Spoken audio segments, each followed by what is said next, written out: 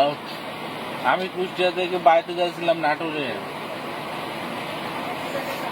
লালন পাড়ার পর ঈশ্বরদী যেখানে লিচু বেছে ওই জায়গায় হাতের ভাবে গাড়ি সাইড করে